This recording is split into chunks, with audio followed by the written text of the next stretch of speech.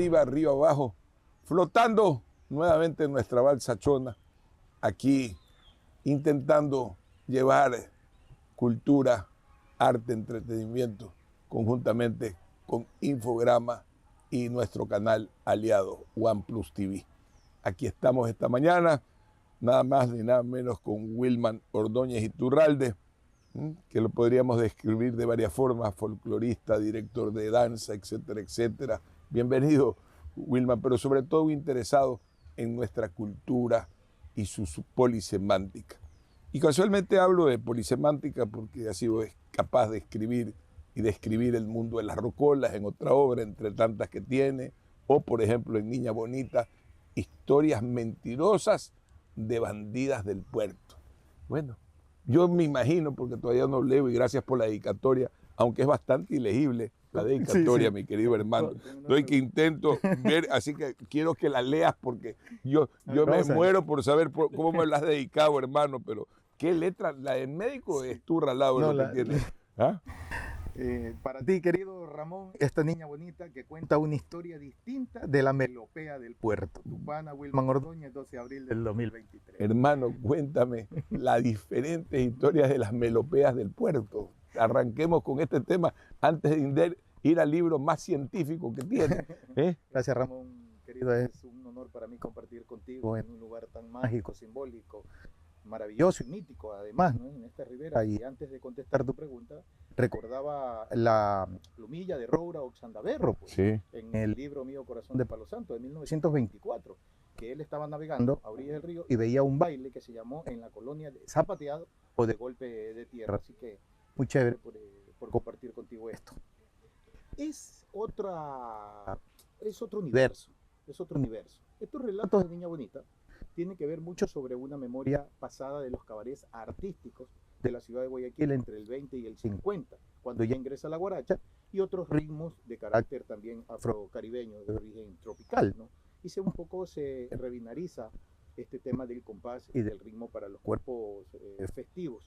Entonces Niña Bonita está contando una historia, que es la historia de nuestros abuelos que estaban en torno a estos espacios de representación simbólica de músicas y de bailes que habían desaparecido supuestamente en el tiempo y que ellos todavía recordaban, que bailaban, siempre alrededor de una mesa, de 3/4, una mesa pequeña de madera con banquitos de madera, con unas cervezas alrededor, escuchando en una rocola otras músicas que también venían de otros puertos del Caribe y se habían asentado y habían definido otros ritmos en nuestro tropical puerto de Guayaquil, ¿no? Entonces Niña Bonita relata esas historias de las mujeres de cabaret, ¿no? Que hoy se denominan prostitutas o que siempre se denominaron prostitutas, pero que bailan músicas que no obstante no estaban para otro servicio, que no sea para bailar con ese hombre que llegaba a estos espacios a querer un poco compartir esos deseos, ¿no? Que son deseos más eróticos, si bien, pero encarnados en función de una música y danza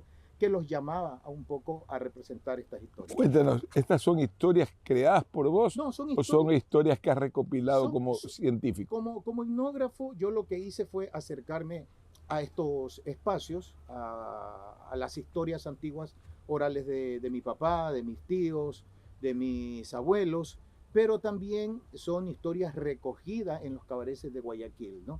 Yo escuchaba, yo llegaba, yo también tomaba una cerveza, yo conversaba con las mujeres de allí, yo estaba conversando con hombres que estaban un poco preparados para dejarse entrevistar, ¿no? Recogí esas historias y yo las reescribía, ¿no? Hay una historia de Rita Hayworth alrededor de un espacio del suburbio de Guayaquil, como la 18, que uno dice Rita Hayworth, pero así se llamaba, de una historia de una mujer de cabaret que cuenta una historia de un hombre vaporino que llegó, un marino norteamericano, y le había dejado 3 hijos durante casi 10 o 12 años de espera de los mismos, ¿no? Entonces yo hago es recrear las historias de ellas, claro, luego le pongo yo un tinte más mágico también, y un poco sujeto a que estas historias puedan simpatizar con esa memoria pasada. En este libro, esta historia de las cabareteras, como podrían llamarse hoy, ¿Qué cambió en la forma de danzar? Porque hoy día existe el tubo, por ejemplo, Sí. donde giran las mujeres alrededor de Y un tubo. desapareció la rocola y desaparecieron los movimientos antiguos. ¿Qué diferencia puedes ver entre una forma? Los ritmos de bolero, hoy se baila reggaetón en estos tubos, pole dance se llaman, ¿no? Antes no, antes se bailaba, como decía un Montubio en uno de mis libros, el horcón, que es el bolero, o sea, ahorcadito, apretujado y El horcón, apretujadito, claro. el horcón. Al bolero le llamaban horcón, Sí. o sea, lo que ahorca, lo que aprieta. Hoy no, pues, ¿no? Hoy son bailes un poco que se representan para que el otro observa, no. El baile anterior era un baile para ser cómplice del otro, o sea, habían deseos y erotismos compartidos con el otro. Entonces había como una hibridación, había uno solo bailando, ¿no? Hombre-mujer, ¿no? Hay un alter ego también a veces. Cuando me haces, recuerdo con este libro, tuve la oportunidad, y está en el archivo de otros programas, no de Río Arriba, de Río Abajo, pues nunca tuve la oportunidad de tenerlo, a nuestro maestro y amigo Guido Garay, cuando escribía ese cuento de las mujeres, del paso de las tranvías, donde cruzaba por las mujeres de las hamacas. Eran las prostitutas de la época, el tranvía pasaba y las mujeres volaban en hamacas. ¿Te recuerdas de esa anécdota? Claro, y Guido decía que era lo que, y es verdad, cuando tú lees los relatos de Medardo Ángel Silva, era lo mismo. O sea, Medardo Ángel Silva, que era un buen bohemio, un buen cabaretero, podríamos decirlo que sí, para recoger historias. Solo le gana a Willington Paredes. Porque hace estudios sociológicos de los cabarets, no porque va a haber otra cosa, sino que va a hacer sociología. Claro, más etnografía de la huevona. Entonces, claro, él alrededor de la hamaca, acostado en la hamaca, él miraba, ¿no? Veía pasar no solamente cofres mortuorios, no hacia el cementerio, sino también alrededor de allí. Él se imaginaba estas otras historias de los tuburios, de las chinganas, de las fondas. De ese tiempo que todavía se llamaba fonda, hasta 1920, 30, ¿no? En la ciudad de Guayaquil, ¿no? Pero vamos, estas historias no tienen que pasar, porque no son modas. Estas historias están atravesadas por una red de sentido histórico, tradicional, ¿no? Tiene que seguirse contando, relatando, transmitiendo. Por ende, la música y el baile tiene que seguirse bailando como bailaban nuestros antiguos. Pues yo no puedo ir a un cabaret a mirar un pole dance. Para eso, si yo hago un performance en mi propia casa, ¿no? Con alguien de compañía, y hago un pole dance. No, yo quiero bailar bolero, quiero bailar un pasillo como quiero bailar un tango. Pero siempre con quien tenga esos mismos efluvios, ¿no? corporales. Quiero bailar bolero. Me introduce algo que tiene mucho sentido Montubio. Y el título va de claro, Corazón de Palo Santo. Más Montubio que el Palo Santo, no existe otra cosa. Por favor. ¿O no coincidimos en eso? Coincidimos, ancestral, sanador, espiritual, un árbol que hoy en la modernidad debe de reconocerse como un árbol sagrado, ¿no? Del pueblo Montubio en su universo simbólico. Ahora, es maravilloso, es maravilloso. Tú narrabas, y yo no había reparado, como dice también, vamos a recordar ahorita a nuestro amigo vinculante, don Willington Paredes, tan importante en mi vida, y seguramente ninguna influencia de haber tenido la tuya. Sin duda, él lo sabe. Wilman Ordóñez Iturralde pone en la portada, nos hablaba precisamente de esa pintura, en este caso no es pintura, una plumilla, ¿no? De esta plumilla, de Rada era, ¿no? De Roura Xandaberro. De Roura, de un portugués que pasó por el río navegando y se encontró con un sarao, con una fiesta o con un aquelarre, ¿no? Un aquelarre, o también como se llamó en su momento, tenía otro nombre, como le decían los montubios, y ese enfrentamiento lleva a una nueva historia social y cultural de los bailes, la música, los trajes típicos y las danzas folclóricas montubias y porteñas. Vendría la primera pregunta, ¿cuán nacional o cuán propio o endémico es la danza folclórica litarlalense? O realmente es la sumatoria de demasiadas hibridaciones, sí, querido. Es la sumatoria, son los préstamos, es la hibridación, a veces contaminación, pero también recreación de sentidos sonoros y corpóreos, ¿no? Es la suma de un conjunto de representaciones que, si bien vienen de afuera, también el Montubio, al asumirlas como propia, le da identidad. Y eso es lo singular del baile tradicional nuestro, porque dejan de ser, Ramón, afuereñas, dejan de ser europeas, dejan de ser de Cádiz, dejan de ser de Sevilla, dejan de ser de Granada, dejan de ser de la Andalucía antigua para ser completamente litoralense, regional en la diversidad. Recuerda que, y fíjate que estamos en este lugar tan preciado por lo maravilloso, lo mítico y lo mágico, Modesto Chávez Franco le llamaba a los bailes regionales, por asuntos de identidad provincial, pues es la primera provincia, quizás de la provincia de Guayas a Manabí, y de Manabí pues hasta la última, que es El Oro. Los bailes son provinciales, tienen una identidad y una particularidad, además de ser orense, manabita, riocense o guayasense. Pero viendo y estando en este espacio, Modesto decía que no se podía danzar sin antes entrar en una especie de controversia, de desafío o de puya de aquella poesía provenzal que es el amor fin, ¿no? El fino amor, el amor fino como un canto mayor y verso de doble sentido, como desafío, pero también con encuentro para dialogar con el otro. Y viendo y estando en este espacio del río, decían que antiguamente tanto el baile como la copla se disputaban territorios, no solo de lenguaje, sino también de festividades y de ritualidades, de un río, de un espacio territorial y de otro espacio, es decir, al otro lado del río, ¿no? Siempre había una comunidad cantante donde también ejercía una especie de recreación y de representación de sonidos de músicas y danzas que estaban un poco contraponiendo lo que les dictaba o le imponía el otro lado del río, que es interesante eso. Hoy los bailes son completamente montubios, por asuntos de identidad y de afirmación cultural, nuestros bailes ya dejan de ser afuereños para ser más locales. Son bailes completamente montubios. Si hablamos en la historia de los bailes, en la colonia, si bien llegaron las perramoras, que llegaron con los granadinos, también llegaron las cachuchas, que llegaron también de España, pues esas cachuchas y esas perramoras se vuelven otros bailes, un poco en ese embrionismo, en esa simbiosis con el amor fino nuestro. La regla era un poco recrear los bailes, si bien afuereños, con un sentido más local, de lo natural, de lo campechano, de lo rural, de lo agreste y de lo agreriano. Entonces nuestros bailes son bailes completamente ribereños, son montubios, son porteños, dejan de ser de otro lado para ser propios. En el tema de la vestimenta, ¿cómo se construyó el universo? Veo que trabajas desde el siglo XIX la vestimenta en el libro. ¿Cómo fue haciéndose el constructo de la vestimenta? ¿Cómo fue la polinización de la europeización de la vestimenta? Sí, allí no creo que haya un préstamo, allí hay una apropiación, pero también una imposición en la vestimenta. España no solo nos vistió a nosotros, los españoles vistieron también a toda la región andina, interandina. Esas blusas, esos anacos y todo, es completamente afuereño, no eran propios de los nativos.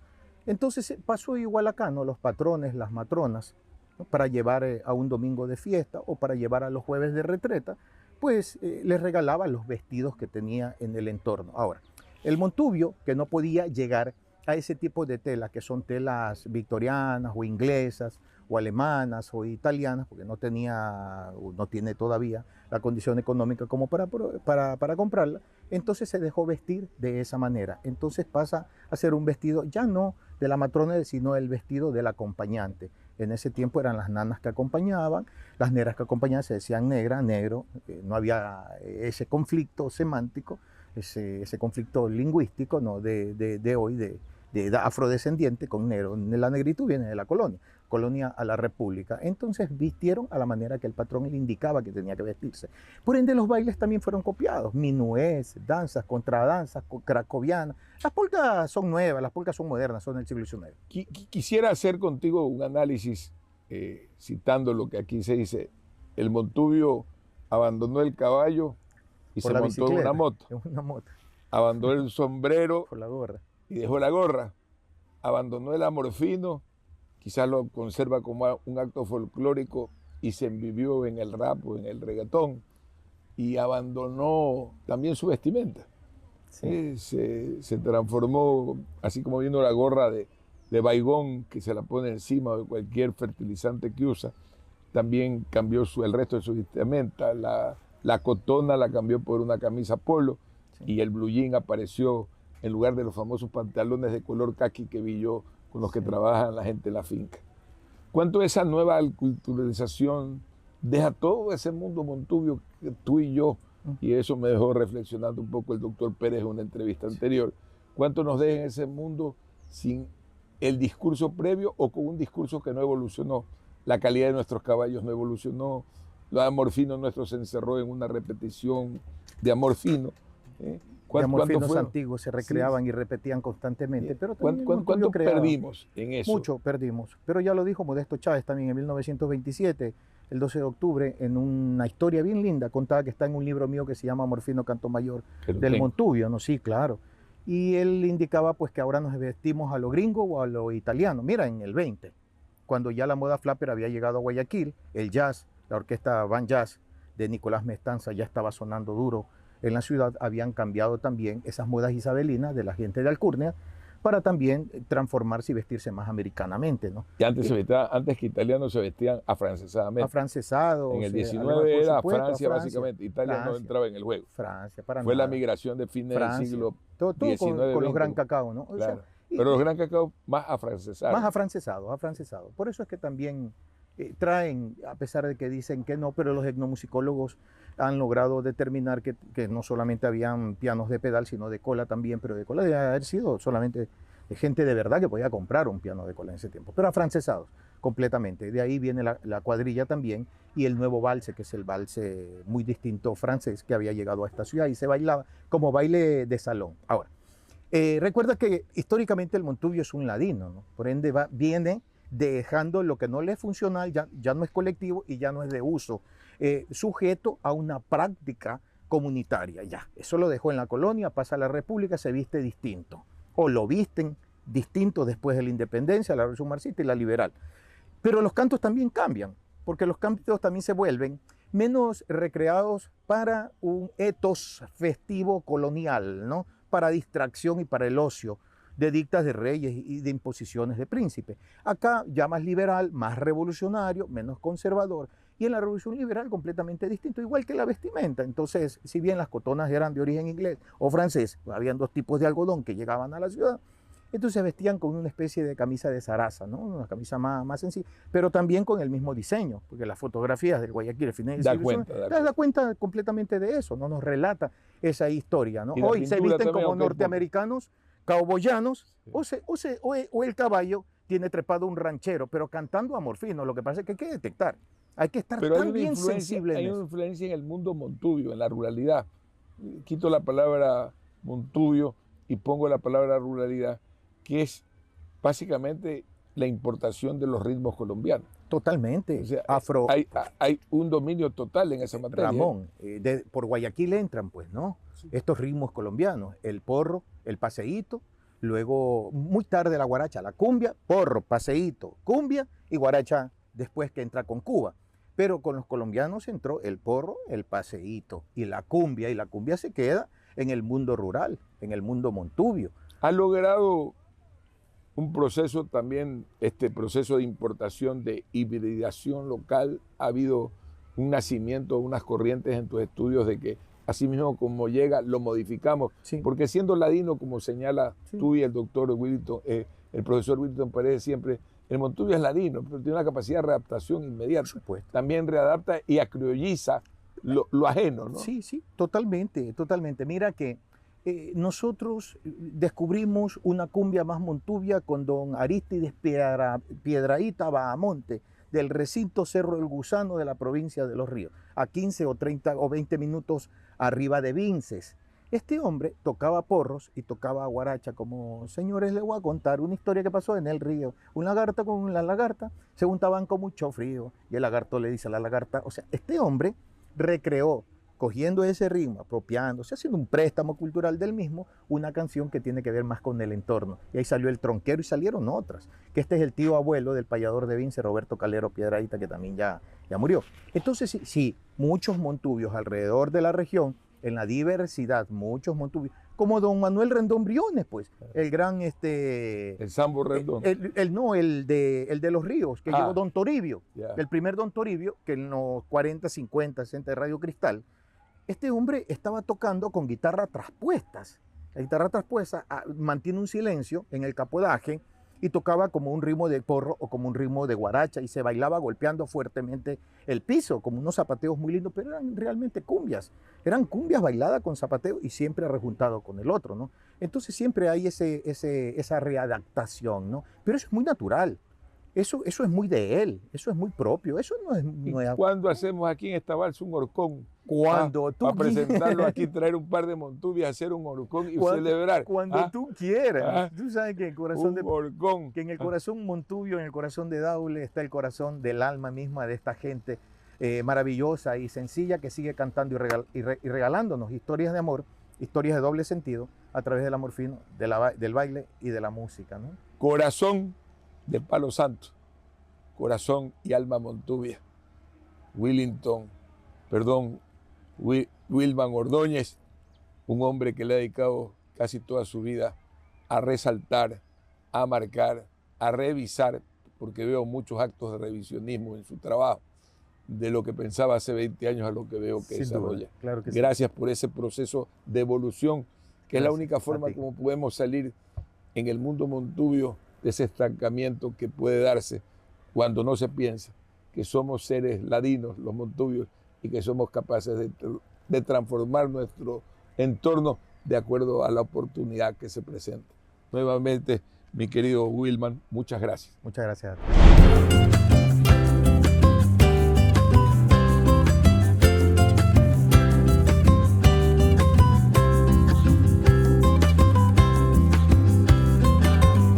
Al frescor de la mañana.